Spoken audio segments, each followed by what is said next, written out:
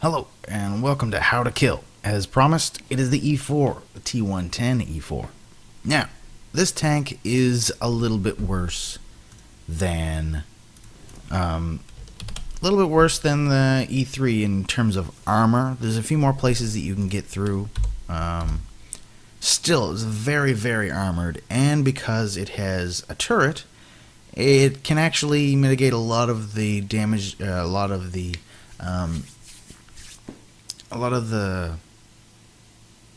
roundy nonsense. I don't know what to call it. The tank's trying to go around it. Again, I don't have a camera. I move my hands around like an idiot. A lot of the tanks try to get around TDs. It doesn't really work on this because it's turreted. Although it's not full turreted, it can't turn itself around all the way. It has quite a bit of turret distance. Can I actually move the turret? Yes. Very slowly. I wish I could just... 45. 40. 40 more. Okay, we'll go 40 and go from there. It can move quite a bit of distance, but not the whole way. I think it's like 190 degrees. Yeah, 90 degrees. That's as far as it goes. I think it goes back a bit further than that, actually. Doesn't it? What about negative 90? Negative 90. Is that... that's what it's saying is all it can go. So it's 180 degrees starting from left to right. Decent, I believe, but not that bad. It just means that the turret traverse can actually count in this. So turret traverse, it's not good. It's pretty poor, but it shares a good turret traverse, good traverse of the tank. So I gave them both 4. So both 4 for the turret and tank traverse. Not bad. Just means that I gave them 4 because I kind of count speed and turret traverse in comparison to TDs. Now, most TDs don't have turret traverse, so if this were a heavy tank, I would give it much worse turret traverse. But because most TDs don't have a turret, I give it a little bit higher than what I normally would. It's super slow, but it is actually there, which makes any movement count a bit more in my scoring system. Armor, I gave an 8. Now, I gave 9 to the E3 just because it's so hard to get through, but because this has a few more spots that you can peek through on, albeit not the same spots, I gave it a little bit less at an 8. Now, let's talk about that. Again, very high in the front. This beak upper glacis combo thing is still really annoying. The angle isn't as much, so you can actually get through this part here.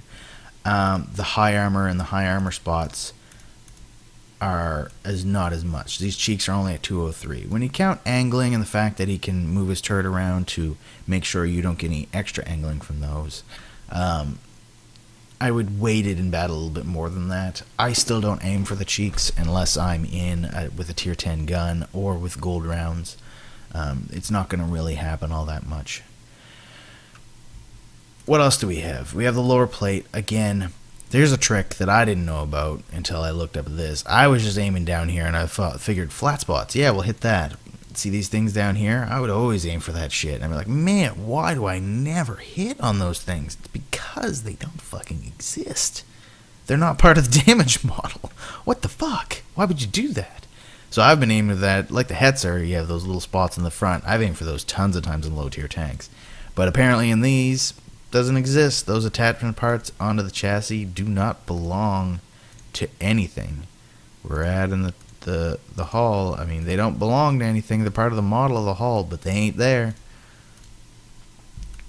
So that's one thing to consider.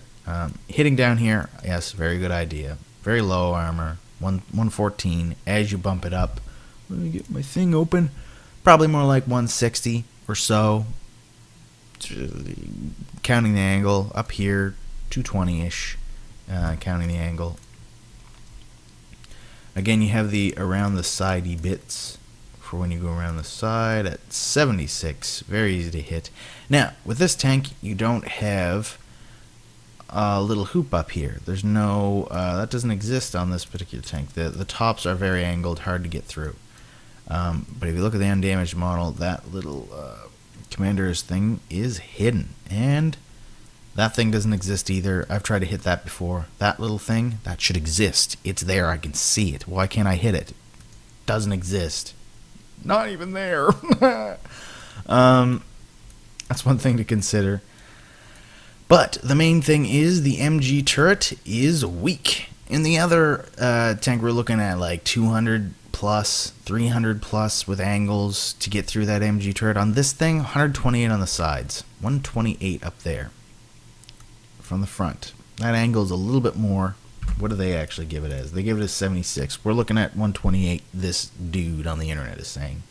Looked at multiple pictures. It's referenced a couple 20 times. Obviously, somebody has done the math for that angle up front. They're saying 128. I'm saying it's a little bit less than that. I can probably remember a couple times that I've gotten through it. The bottom part and the front is still quite high at 152. But it's reasonable. You can get through with that. I would say it's upwards of 200. He doesn't have a rating for that for some damn reason. It's not a very good picture. Also, it's old, which is why I'm not going to reference it. It's from a long time ago. It's from a friend of mine who used to do armory videos. He actually would review tanks and stuff like that.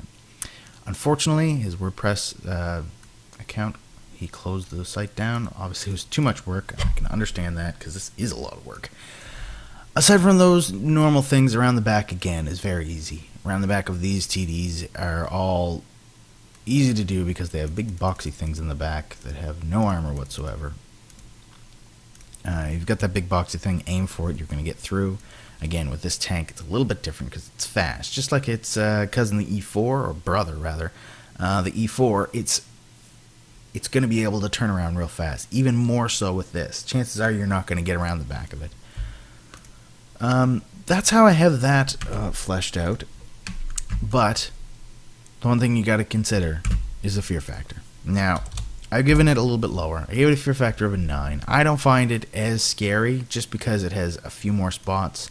This upper and lower plates are a lot easier to get through. This little beak that they call it is still insane, and it's really hard not to hit that frickin' thing.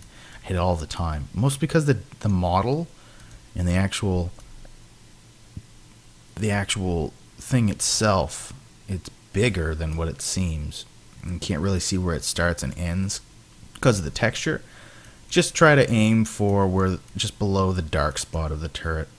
And under here, remember that those things are not real, so don't aim for them. MG turret is good aim on this, even on the sides and the rear. It's huge, it sticks out. It's why I gave it a silhouette of a 5, because it's not so good. The parts that do stick out are easy to penetrate. Keep that in mind. Don't aim for the gun. I never do. Some people do for some reason. They're talking they can get through this purple part. I guess if you want to try, go ahead. I'm rather going to aim for the MG turret. At long, short, and medium ranges, it's easy to hit. The T110 chassis does have that ammo rack in this area down here. I still think it's there. Other people don't. That's where I aim. Maybe at certain angles I'm hitting further back or further forward, but that's where I aim, and I do get ammo racks on it. Not very often, but it does happen. That's pretty much it. Armor, traverse, turret traverse, speed. Speed is good. Silhouette, fear factor. It's all those.